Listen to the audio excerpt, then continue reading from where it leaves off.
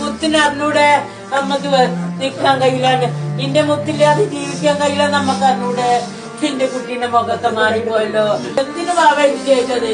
എന്തിനു ബാവേജ് ചെയ്തത്? എന്തിനമ്മ ചെയ്തത്? എന്തിനു സ്വപ്നത്തിൽ ചെയ്തത്?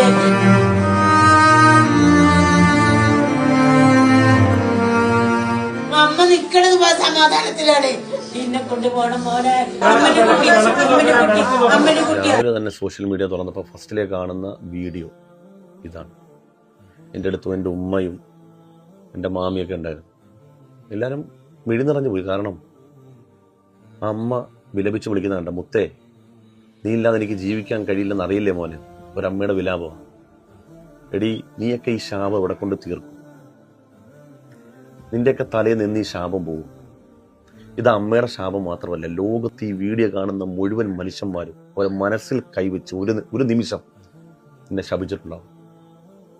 നീ അടക്കമുള്ള ഒരുപാടെണ്ണം ഉണ്ട് ഇങ്ങനെ വൈറൽ ആകാൻ വേണ്ടി ഈ സൈസ് കോമാളിത്തരം കാണിക്കുന്നവർ. എന്ത് തെമ്മാളിത്തരം കാണിച്ചിട്ടാണെങ്കിൽ നാലാൾ അറിഞ്ഞാൽ മതിയെന്ന് ആഗ്രഹിക്കുന്ന മനുഷ്യന്റെ ആത്മാഭിമാനത്തെ, അത് സ്വന്തം ഭർത്താവിനെ വരെ ഇങ്ങനെ സമൂഹത്തിന്റെ മുമ്പിൽ നാണം കെടുത്തുന്നവരുണ്ട്. അവരെല്ലാം അറിയാൻ വേണ്ടിയാണ്. ഒരുപാടായി ചെയ്ത് കാട്ടി അവസാനം ഇതുപോലൊക്കെ ഒരു അവസ്ഥയിലെത്തും. അപ്പോൾ ഒന്നിച്ചങ്ങ് വൈറലാകും.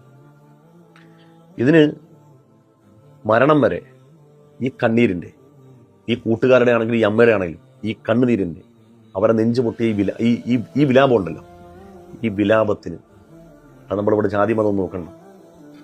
സൃഷ്ടാവായ പടച്ച തമ്പുരാൻ അർഹിക്കുന്ന തന്നിരിക്കും. തർക്കമൊന്നും വേണ്ട. നീ ചെയ്തു വെച്ച ദ്രോഹം കൊണ്ട് നിനക്ക് മാത്രമല്ല ബുദ്ധിമുട്ടുണ്ടായത്, നിനക്ക് മാത്രമല്ല കേടുണ്ടായത്. ഒരിക്കൽ പോലും ഒരു ഹിന്ദുവിനെ എന്നല്ല ഒരു മനുഷ്യനെ വേദനിപ്പിക്കാത്ത ലക്ഷക്കണക്കിന് വരുന്ന ഈ നാട്ടിലുള്ള മുസ്ലിമീങ്ങൾക്ക് അതൊരു കേടായി മാറി.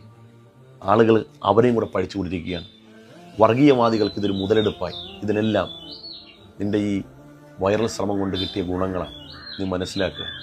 എന്തെങ്കിലും ഒരിക്കലും ചിന്തിക്കുക. ഈ വീഡിയോ കാണുന്ന മനുഷ്യനെ ചിന്തിക്കുക. മനുഷ്യരുടെ ആത്മാഭിമാനത്തെ കളങ്കപ്പെടുത്താൻ വേണ്ടി നമ്മളെടുക്കുന്ന ചില പ്രവൃത്തി കൊണ്ട് നമ്മളിലേക്ക് തന്നെ അത് തിരിഞ്ഞു കടിക്കുന്ന ഒരവസരം വരും.